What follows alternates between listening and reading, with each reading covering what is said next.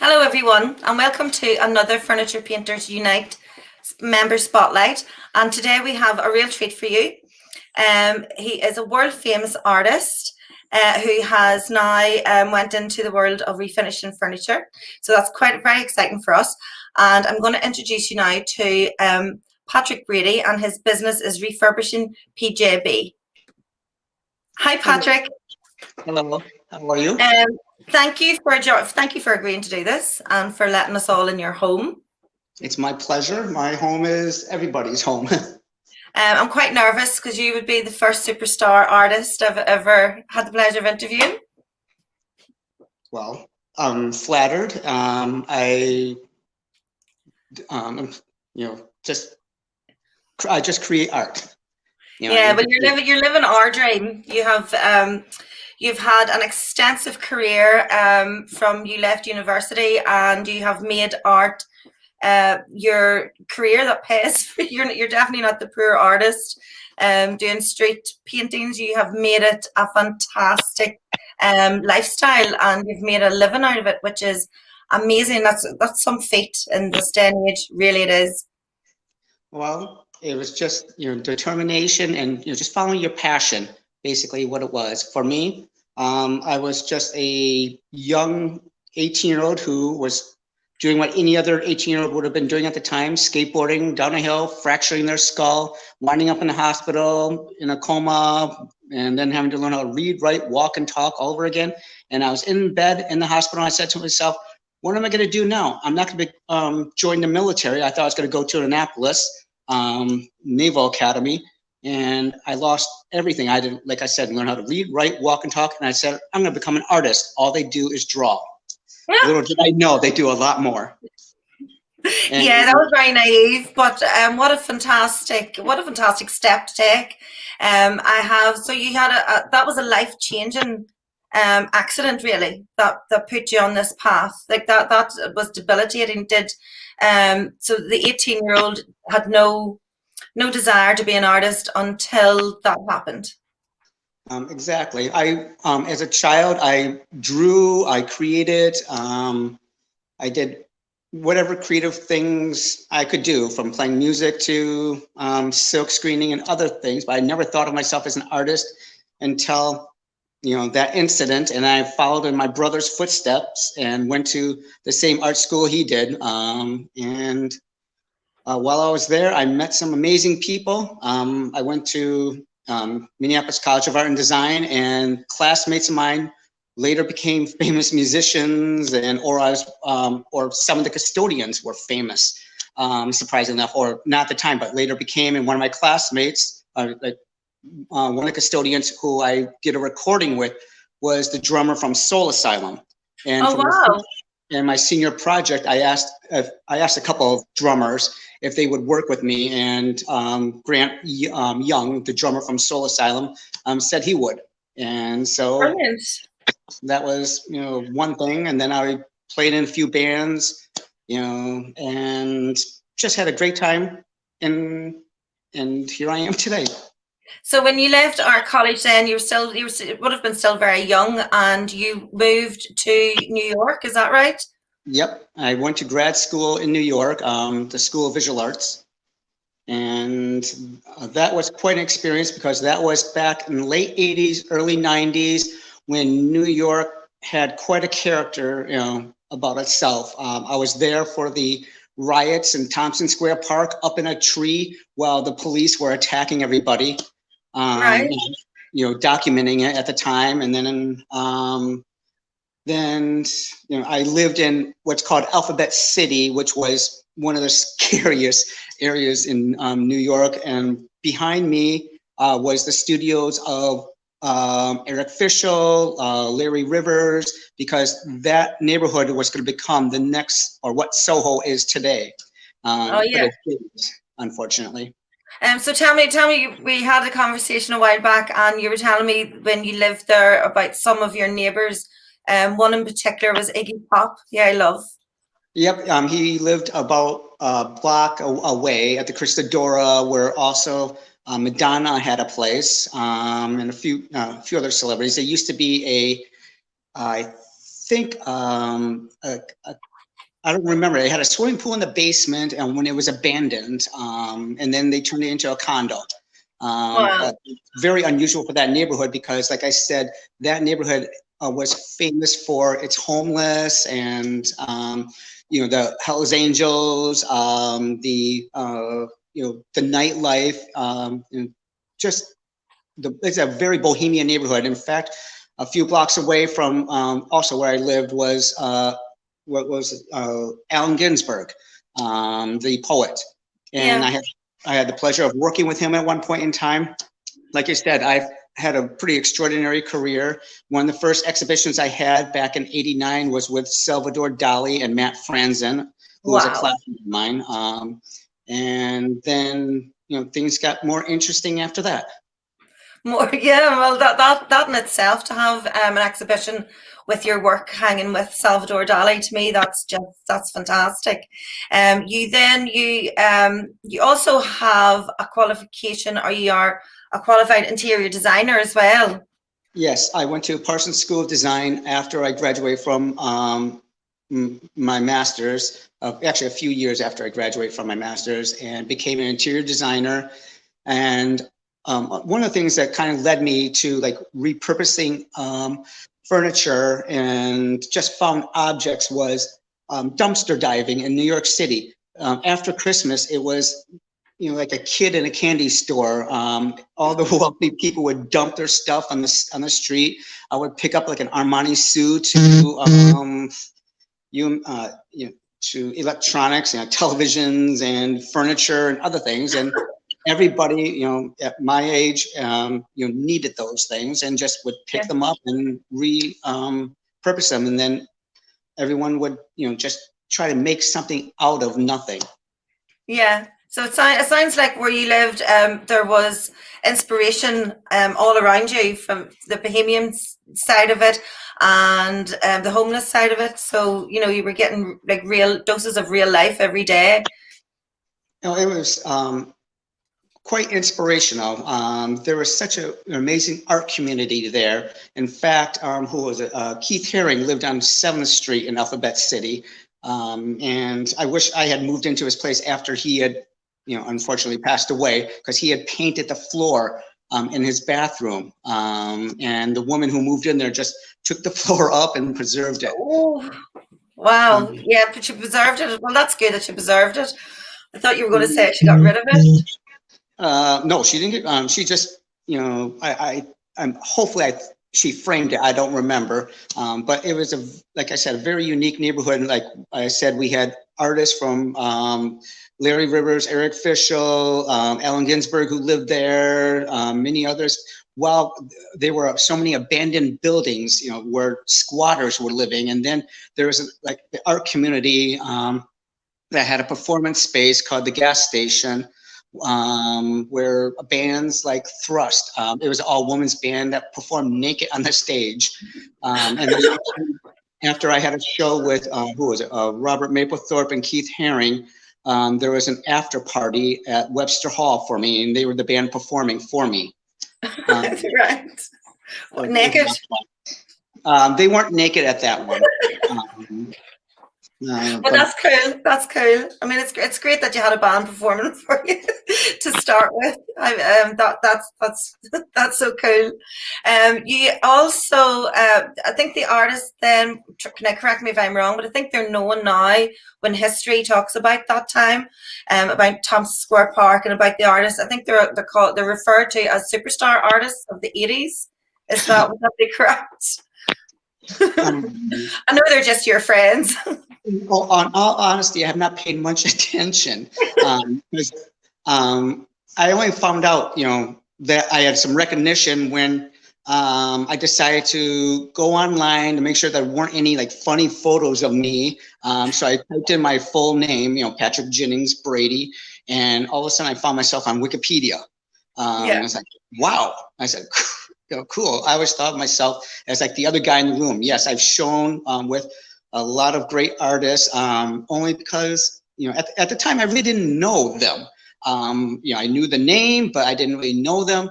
But I cold called them and I worked with them. I had the pleasure of working with Roy Lichtenstein, Robert Indiana, Louise Bourgeois, Eric Fischel later.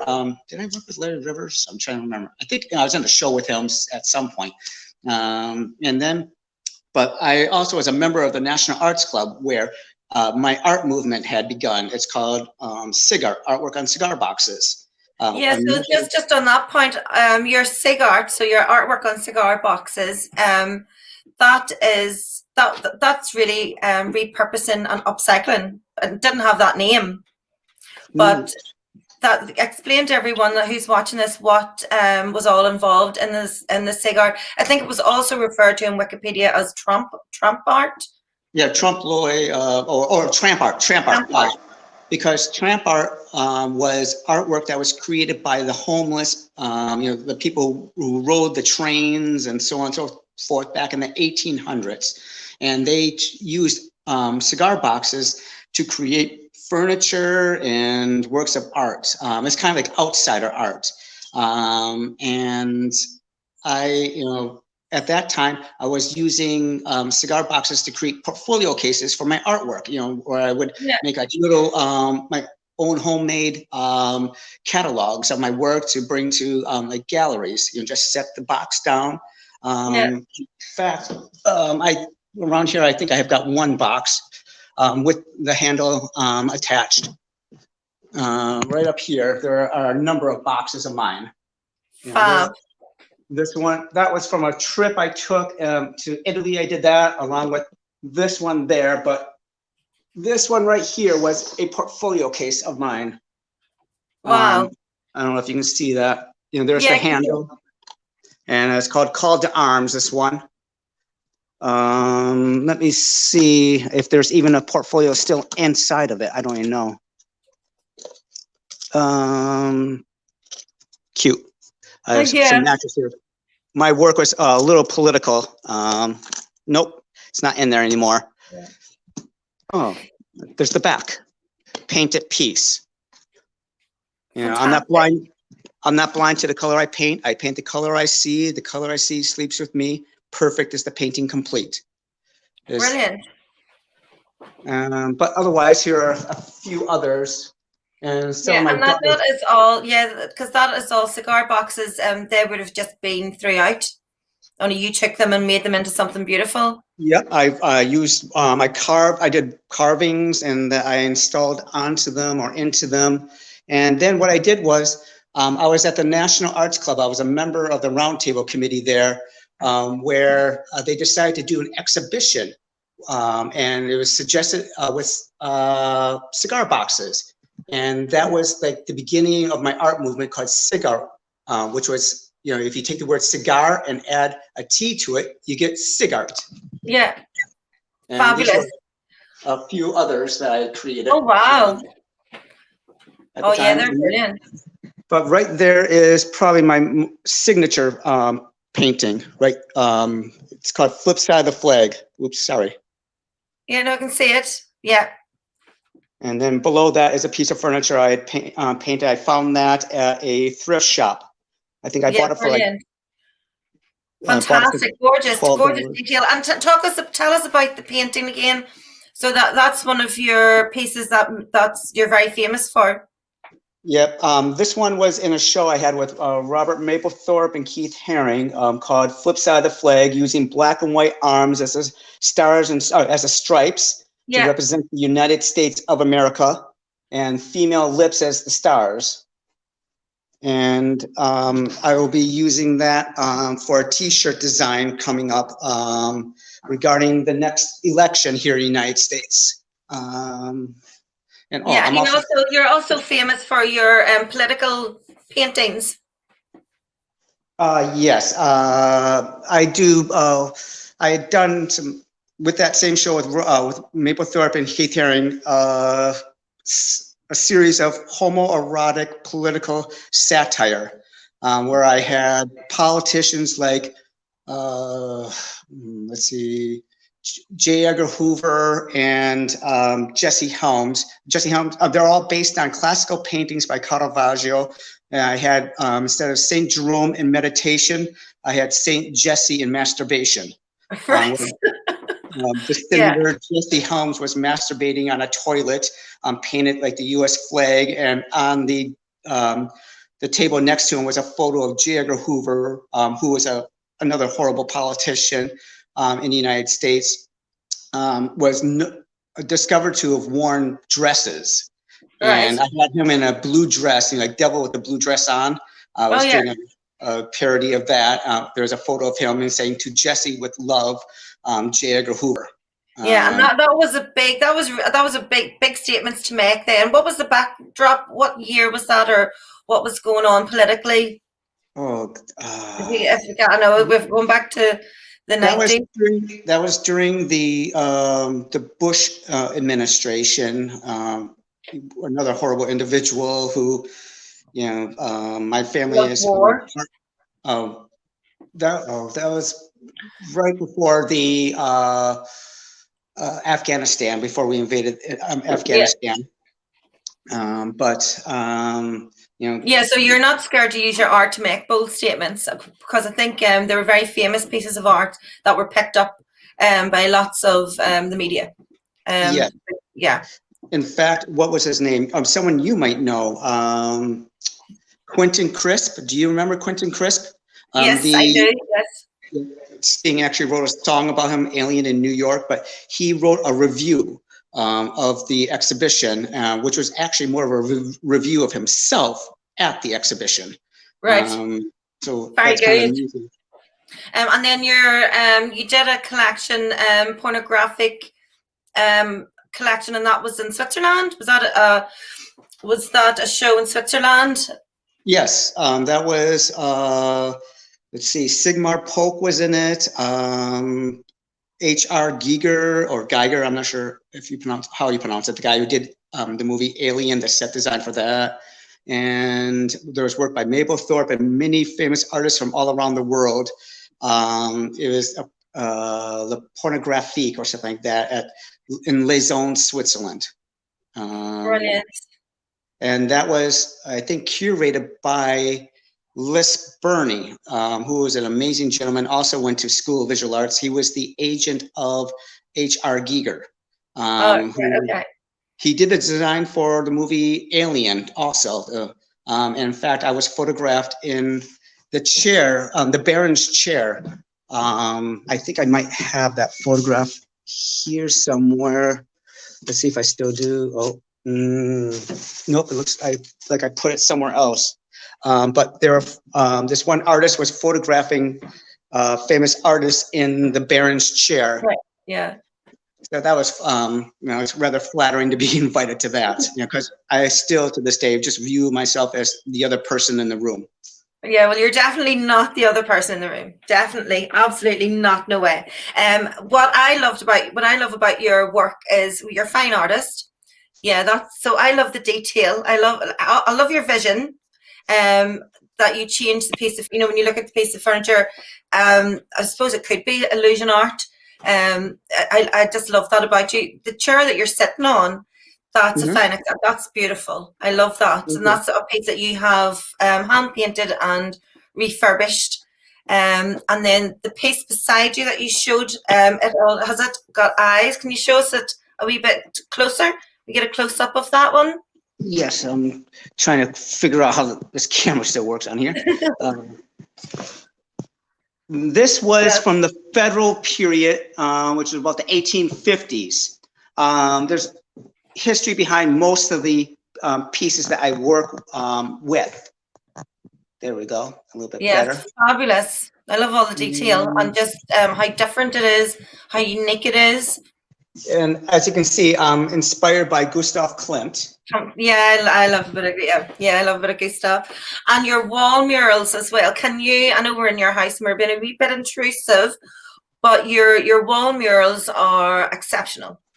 And is that what you love most to do? So these are all your wall murals, as I'm just explaining to anyone watching this. These are all hand painted fine art pieces that you have, and this is your own home that you have painted in your own home. I've painted my home, restaurants, stores, other people's homes. And here's some early work of mine. It's kind of tough to see because of the reflection. Let's see if we can get an angle. So yeah, you're very good at the human form. This was all one of my early, recycled, upcycling pieces, because this was actually wallpaper. I think it was Christian Dior. I went around to all the different wallpaper stores and picked up samples of wallpaper or wherever I found wallpaper, and then I was working with the human form and the paisley pattern. Yeah, brilliant. Love that. I love that. And this was an early self-portrait. You've been doing sustainable art for a long time. I wasn't conscious of it at the time. I'm trying to get this. Okay. Yeah, there we go. See it now. You can see it now, yeah. Fabulous. Early self-portrait. Really? You had really long hair when you were skateboarding. I've seen photographs. Oh, that, yeah. And at Thompson Square Park, I think you had long hair as well. Oh, I had long hair most of my life. Yeah. My daughters are also artists. Oh, fantastic. I was going to ask if it was rubbing off. Oh, brilliant. And they've received awards and went to art school themselves. Oh, fab. In fact, I'm going to bring you into a very messy room of one of my daughters who's now in Philadelphia. I shall love you for that. And that's a wall mural that you have painted on her wall. Yep, and they helped me on it. And there's a self-portrait that she had painted of herself. Oh, fantastic! So you're a real family of artists. Oh yeah, well, down there, my mother-in-law and my wife painted those down there. It's hard to see just with the light. There we go. Oh yeah, see. So your wife's an artist as well? No, she's a professor. Oh, she teaches. I think probably living with artists, it's hard not to get involved or not to be drawn in. That's beautiful. I love your wall murals. That's fantastic. You have you any ambitions to turn some of your art, like your wall murals, that into decoupage papers for us to use on our furniture? I think it would be a big hit. I would love to at some point. Right now, like I said, I'm trying to silk screen some of my works onto t-shirts. I've been going to the thrift shops, picking up t-shirts, and then silk screening upon them. Because that's another upcycling. Because as surprising as it may be, you can get some of the greatest clothes at a thrift shop. You can. I've gotten a little carried away. I'm probably a little embarrassed to show you this, but I'm right now in the process of giving it away. I have an extensive collection of clothes. Wow, that is extensive. And I'm a man of taste, kind of like in the song, "Sympathy for the Devil." Let's see. Yeah, well, you also have a photography. So we have refurbishing PJB. Then you also have a photography Instagram account called I Walk by Myself. Yes. Well, right here, I'm about to show you one of the pieces from the show I had with Mapplethorpe and Keith Haring. Oh, cool. Which got me in trouble. I've been censored from shows on censorship. Oh. I didn't realize artists could be censored. I really didn't. I didn't know. There we go. Whoops. Oh. That is right there, Leonardo da Vinci as Mona Lisa, and down here is the only self-portrait, wherever I'm pointing, self-portrait of Michelangelo. So this is called Michelangelo's Blow to Leonardo. And it was censored. I think it might get censored here. Sorry about that. No, I don't think we will. I don't think YouTube would censor a piece of art. I don't think so.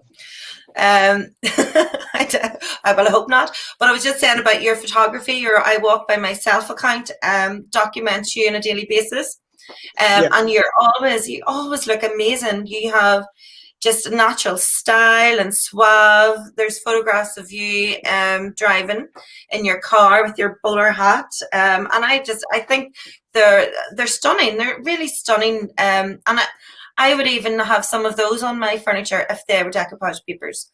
So I'm just saying, no pressure. Well, I've actually have sold some of those prints of those Yes. to collectors, and I have a nickname. I used to be called the Kilt Man at one point in time, back in the 80s and the 90s, because I used to wear a kilt everywhere. Okay. I'm Irish, and I found out recently there was actually a castle. We owned a castle in Ireland. Brilliant. I go visit it. It's now been turned, it's now on a golf course and is owned by the golf course. My sister was there last summer. She got permission to see it. Yeah, I'm going to go visit it. I'll have to give you the information. Yeah, get the information off you after, and then we'll have a day trip. I'll have a day trip to Brady's castle and send you the photographs. So if anyone's watching this and they're thinking that they would love to own something that you have created, where do you sell? Where can they find your stuff for sale? Do you have an Etsy shop or a website? I have a website, and you can enter it through my refurbished / PJB, that site of mine. And there's access to my website. Oh, fabulous. You can contact me through there, or you can just DM me on I Walk By Myself also on Instagram. So what I love about you doing this is that it gives us furniture artists, like it gives us some credibility that a world famous artist like yourself is upcycling or refurbishing furniture. You know, that it is something worthwhile doing. Some people, you know, would say it's not. We love it, so we're passionate about it, and we love refurbishing things and repurposing items and saving it from landfill. And talking to you now, I realise that it's not just furniture; it's clothing. Sustainability in clothing it's a huge problem for the world. People just throw away clothing, cheap stuff. Same with the furniture. So I'm really appreciating this today. I thank you so much for. One thing I'd like to add, all the clothing I showed you, I'm donating to college students so they can get jobs wearing a fine suit, and most everything I wear is like recycled clothing. It's like we got to repurpose everything in this world, because we're otherwise just destroying it. My whole family has been involved in one way, shape, or form in sustainability, because I've had 2 cousins in Greenpeace. I've had also working with Habitat for Humanity and for AIDS patients and so on and so forth doing volunteer work. And my daughter is going off to do work in the forest, volunteer work. Oh, brilliant. And that's fantastic. What age are your children? What's that? I'm sorry? What age are your children? One is 24, I believe, and about to turn 24. The other one's about to turn 22. Brilliant. That's brilliant that she's going to go do that at such a young age. That's the path you've put her on. It's brilliant. I love it. It's fantastic. So I am going to let you go. I've had you long enough.